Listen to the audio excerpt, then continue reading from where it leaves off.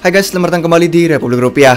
Hari Senin, minggu yang baru, dan seperti biasa kita memiliki beberapa hal yang perlu kami update kepada kalian. Dan sebenarnya update yang kali ini cukup menarik, karena ini adalah peluang investasi yang sebenarnya sudah kami bagikan kepada para members, yang kemudian ternyata peluang investasinya terlihat cukup mantap juga. Dari mungkin ada beberapa dari kalian yang merupakan antusias NFT, atau mungkin ada beberapa yang hanya memantau saja meskipun bukan antusias tapi melihat kabar ini, karena bikin beberapa headline news di beberapa liputan media juga untuk sumber berita. Jadi kita akan bahas itu, kita akan lihat nih berapa ratus persen atau berapa kali lipat investasi yang bisa kita buat dari sektor NFT ini hanya dalam hitungan 24 jam terakhir, hanya dalam sehari terakhir, dan sebenarnya kami sudah memberikan ini informasi jauh lebih awal kepada para members. Jadi nanti kita akan lihat itu apa peluangnya dan gimana cara kalian untuk bisa bersiap kepada tren yang berikutnya juga. Oke, let's go. Sponsor video kita hari ini adalah Chainlords, komunitas desentral yang terlahir dari orang Indonesia. Sebagai salah satu guild gaming dengan pertumbuhan terpesat di industri, kalian dapat menjadi bagian kami dalam upaya membangun dominasi metaverse yang luas. Pelajari lebih lanjut guild Chainlords DAO ini dengan bergabung ke server Discord kami, kunjungi website chainlords.io, dan silakan apply untuk scholarships jika kalian tertarik menjadi gamers bersama dengan kami. Ada banyak fitur lain yang akan datang nanti, terutama sebagai pemegang token Glory yang menjadi pemegang saham kepemilikan atas komunitas ini. Mari ikut tentukan masa depan dominasi metaverse kita sekarang juga.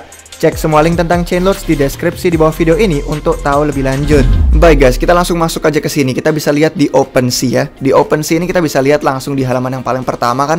Kalau kalian sudah sering pakai OpenSea pasti tahu ada yang namanya Top Collections dalam selama jangka waktu tertentu. Kalau kalian bisa pilih 7 hari terakhir atau yang seminggu terakhir atau 24 jam terakhir atau dalam sebulanan terakhir. Kita lihat dari yang 7 hari terakhir aja, dari yang seminggu terakhir. Kita lihat yang pertama ini posisinya ada Moonbirds, yang mana sampai 62.000 ETH gitu kan yang diperdagangkan hanya dalam 7 hari terakhir. Tapi kalau misalkan kita lihat ke yang 24 jam terakhir pun tetap yang posisi satu juga sih Moonbirds gitu kan. Ada 20.559 ETH. Dan yang gilanya itu ini sampai floor price-nya itu 19 ETH. Padahal kemarin waktu pencetakannya itu adalah 2,5 ETH. Tapi kemudian ya kita perlu tahu dulu nih, Moonbirds itu apa kan? Kenapa kok bisa tiba-tiba naik? Apakah kita perlu FOMO? Apakah kita udah ketinggalan trennya? Apakah masih ada kesempatan untuk investasi? Itu yang akan kita lihat hari ini. Kalau kita membuka dari headline news beritanya aja, dari bitcoin.com aja sampai diliput adanya dengan NFT penjualan yang bisa kelihatan uptick gitu kan. Ada kelihatan sedikit lah lonjakan harga tersebut terbang untuk Moonbirds, Mutant Apes, dan mereka yang menjadi penjualan untuk topnya. Jadi di pasar ini mereka melihatkan sampai sekitar seminggu terakhir itu ada 658,4 juta dolar NFT penjualan yang tercatat. Itu sekitar kenaikan 3,35% dalam seminggu terakhir. Dan ini dari 15 blockchain yang berbeda, ada Polygon juga yang kemudian masuk ke topnya juga di sana.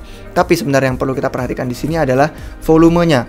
Ini kan di sini mereka memantau nih adanya, kalau di gambar kita melihat kan, ini pas dicatat berdasarkan 17 April. Di sini ada CryptoPunk, BAYC, Azuki yang sudah ya dari kemarin kalau kalian ngikutin NFT pasti udah tahu dan lihat. Tapi sebenarnya di samping itu juga ada Moonbirds yang tadi kita lihat di OpenSea. Nah, kalau kita melihat Moonbirds yang ada di OpenSea itu kan kita cek aja nih di Twitter. Mungkin kalau ada beberapa dari kalian yang follow influencer NFT atau mungkin follow beberapa orang figur ternama di pasar kripto, mungkin ada yang beberapa juga sempat nyebutin soal Moonbirds. Dan mungkin kalau misalkan mereka nyebutin soal Moonbirds, ada yang bilang kayak, wah daripada FOMO ini proyek nggak jelas gitu kan, jangan langsung investasi. Atau mereka bilang kayak ini nggak jelas, ini skeptis nih mereka sama yang tiba-tiba naik hanya dalam jangka waktu singkat.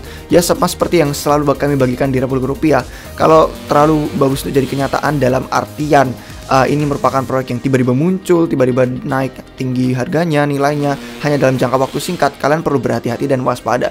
Tapi ya kalau kita lihat di Twitter banyak banget yang ngomongin, ada banyak banget orang yang FOMO, ada yang bikin memes juga. Ada yang ngomong bahwa dia berhasil melakukan penjualan yang cukup tinggi banget sampai 135 ETH. Ada juga orang-orang yang ngomongin Moonbirds ini kaitannya dengan proyeknya itu seperti apa dan hubungannya dengan ETH 2.0 yang akan datang nanti itu gimana.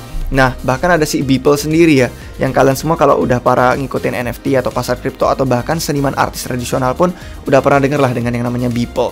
Sampai dia posting juga gambar nih, Blood Moon Rising, #Moonbirds. Jadi ya nggak bisa disangka lagi kalau misalkan ada banyak banget orang yang FOMO, ada banyak figur-figur ternama yang juga verified, certified maksud saya, nama akunnya, kemudian mereka memiliki beberapa peran penting, dan ini semua sampai dibicarakan dan bisa dibilang banyak banget yang ngomongin untuk di Twitter itu sendiri. Jadi ini bikin headline news. Tapi apaan sih Moonbirds itu? Dan bahkan selama saya ngomong ini pun aja ada banyak banget gitu kan yang nambah-nambah tweet soal Moonbirds. Jadi kalau kita lihat tadi Moonbirds yang posisi pertama, ini sebenarnya adalah proyek yang sudah pernah kami bahas di Content Membership, dan ini udah pernah kami bahas sejak 6 April 2022. Jadi sejak 6 April ada beberapa minggu persiapan untuk kalian yang sempat riset sendiri, mandiri. Seperti yang kami bilang, kami bukan penasihat keuangan. Kami nggak pernah yang namanya kasih tahu peluang itu bahwa ngasih tahu ini janji, ini sinyal, pasti kalian akan cuan. Tidak pernah. Kami hanya membagikan fakta. Kami hanya membagikan datanya seperti apa. Nanti kalian yang melakukan riset sendiri, kalian yang belajar sendiri dan mengambil keputusan apakah mau invest atau tidak. Tapi kalau kalian mau invest kemarin, ini ada beberapa informasi yang bagus yang sudah kami bahas beberapa minggu jauh sebelum kita melakukan mintingnya dan jauh sebelum kita mengalami lonjakan harga yang seperti ini. Nah, ini dibilang sini apa itu Moonbirds. Moonbirds akan meluncur pada April 2022 menjadi koleksi NFT foto profil atau PFP resmi dari Proof dengan supply sebanyak 10.000. Menamainya koleksi PFP aja sebenarnya kurang tepat karena ada utilitas juga yang akan jadi fokusnya. Jadi Proof ini adalah salah satu cara yang sebenarnya orang-orang kemarin, investor yang bisa ikut serta itu bisa dapat waitlist, atau yang dibilangnya kayak apa ya kemarin, allow list lah, diizinkan gitu kan. Jadi untuk para pemilik Proof Collective Pass itu kalau mereka memiliki itu, kemarin saya dengar-dengar itu bisa memiliki yang namanya allow list untuk kemudian dapat tempat untuk bisa minting. Nah, tapi selain itu juga ada yang namanya raffle, diundi acak kan.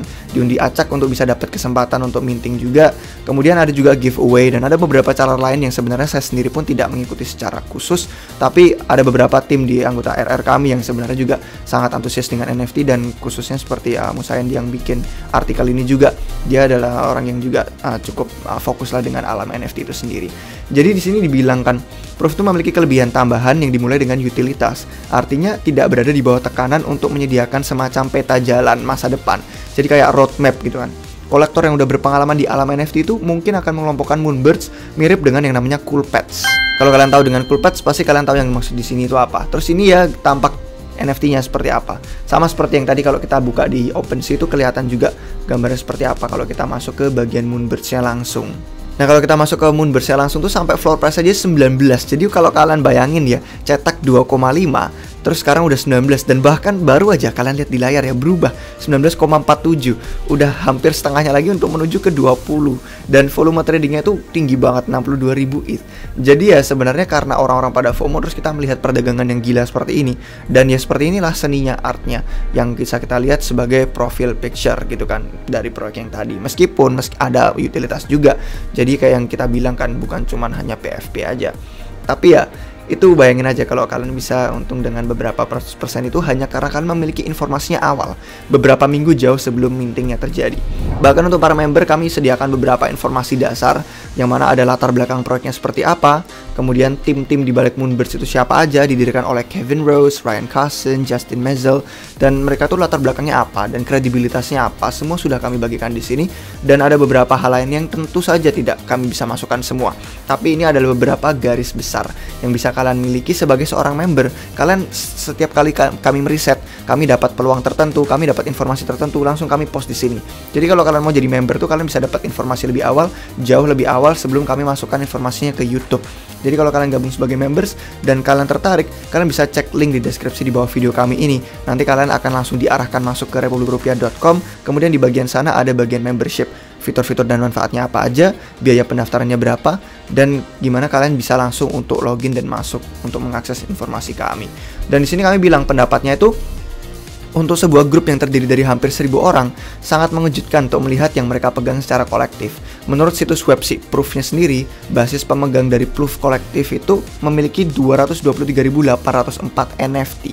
Dan ini termasuk yang blue chips, seperti CryptoPunks itu ada 306, Bored Apes itu ada 370, dan Artblock sendiri ada 5.288. Jadi banyak sekali. Dan untuk Moonbirds ini, sebagai seorang kolektor dan investor yang terpandang, itu dari hari pertama adalah sebuah anugerah yang besar. Jadi tantangan terberat yang ada di tim menurut pendapat kami di sini, koleksi NFT-nya bisa dibilang itu untuk memperoleh perhatian pasar. Gimana cara memperoleh perhatian pasar yang mana ini menjadi semakin sulit ke depannya, tapi ternyata terbukti kan dapat perhatian pasar itu, yang sampai kita ngelihat orang-orang pada FOMO, terus trading volumenya tinggi, sampai harga floor price-nya juga melonjak. Nah, terus di sini ada banyak sekali lagi juga pendapat-pendapat yang kami bagikan. Tapi pada intinya guys, ada banyak sekali peluang untuk di sektor NFT, sektor DeFi, dan sektor kripto sendiri. Dan kami di sini perannya ingin membagikan informasi dan data-data tersebut, yang mana kalian tetap belajar sendiri, tetap riset sendiri. Kami tidak memberikan sinyal, tidak pernah kami memberikan yang namanya nasihat keuangan, tidak pernah menjanjikan cuan atau keuntungan apapun. Tapi kami membagikan data yang bisa kalian akses, kalian gunakan sebagai informasi untuk mengambil keputusan investasi tersebut. Dan itulah yang namanya value yang kami sediakan kepada para anggota membership di RR. Tapi pelajaran terakhir yang bisa kami gunakan untuk tutup hari ini, itu adalah pelajaran dari Zeneca sendiri. Profil figur ternama yang sangat-sangat dihormati dan memiliki respect besar, khususnya di pasar kripto dan di segmen NFT secara spesifik. Dia bilang nih, ini bener-bener 24 jam yang gila, karena ada banyak banget FOMO dan selain itu juga penyesalan. Dan orang-orang itu secara emosional merasa sedih di pasar karena adanya moonbirds ini, fenomena moonbirds yang sampai dia bilang nggak separah ini dari para koleksi-koleksi NFT sebelumnya, itu yang Zeneca bilang. Nah, Zeneca ngomong, mungkin kata-kata itu teori nggak bisa membantu terlalu banyak, tapi setidaknya saya mau membagikan beberapa hal perspektif yang menurut saya ini bisa dipraktekkan sebagai investor yang profesional. Yang pertama itu dia bilang, ini orang-orang banyak banget yang nyesel, banyak banget yang FOMO. Terus dia bilang, ya saya tahu ada orang yang menang raffle undian acaknya, kemudian dia minting 2,5 tapi dijual lagi di 7 ETH. Terus sekarang benci dirinya sendiri karena dijual di 7 ETH, sekarang udah hampir 20 ETH. Nyesel karena dipikir bisa jual lebih tinggi lagi. Terus ada juga, saya tahu orang yang menang raffle spot, tapi sebenarnya dia cuma bisa minting 1, nggak bisa minting 2. Akhirnya nyesel, nggak bisa dapat investasi sebegitu banyaknya. Terus ada juga orang yang berharap, coba aja kemarin dia menghabiskan waktu lebih banyak untuk peluangnya lebih besar bisa dapetin whitelist itu. Akhirnya orang ini juga nyesel. Terus ada juga orang lagi yang nyesel karena cuma punya 6, padahal pengennya punya 10. Ya akhirnya orangnya nyesel juga. Terus ada yang gagal transaksinya, akhirnya orang nyesel terus beli di pasar sekunder. Terus ada orang yang nyesel nggak dapat proof pass earlier. Dia banyak banget lah intinya yang orang-orang ini pada nyesel. Orang-orang tuh pada ngelihat dari pandangan lain itu kayak, wah coba ya saya ini, coba saya ini, coba saya gitu, coba saya gini. Kayak penyesalan itu menurut Zeneca itu sebenarnya merupakan hal yang cuman bikin kita depresi. Dan sebagai investor yang profesional, kita cuman perlu melihat prospek dan potensi masa depan itu seperti apa. Ada banyak banget, lusinan, ribuan, ratusan gitu kan, jutaan peluang di luar sana. Dan kami pun sebagai researcher di RR pun sering yang namanya melihat missed opportunity, peluang yang kemudian ketinggalan karena kami sibuk untuk fokus riset, tapi kemudian kami bagikan ke member dan kami senang malah melihat member kami yang kemudian merasakan keuntungan tersebut. Tapi sebagai investor yang profesional, kita tuh cuman perlu tidak menyesal aja gitu loh. Kita melihat peluang yang kelewat dan kita syukuri apa yang sudah kita dapatkan. Misalkan kita cuman ngeflip dikit, terus ternyata terbang lebih tinggi, syukuri untung yang kita dapetin itu. Jangan terlalu serakah dan maruk pengen lebih. Kalau kita nggak dapat, kita mungkin bisa belajar dari kesalahan itu. Gimana caranya kita bisa dapat kesempatan yang lebih lanjut di berikutnya. Jadi banyak banget pelajaran yang bisa kita pelajari dari sini. Dan secara psikologi ini penting banget untuk mental kita sebagai investor. Dan harapan saya dari pengalaman ini kita bisa belajar satu sama lain. Dan kita bisa melihat bahwa ada banyak sekali peluang. Dan kita sebaiknya tidak serakah dan tidak terlalu FOMO. Kita perhatikan dulu, kita benar-benar pergunakan data. Dan kita akses semua informasi yang ada. Kemudian kita riset dan belajar mandiri. Tentukan keputusan investasi yang benar-benar sesuai sama kita.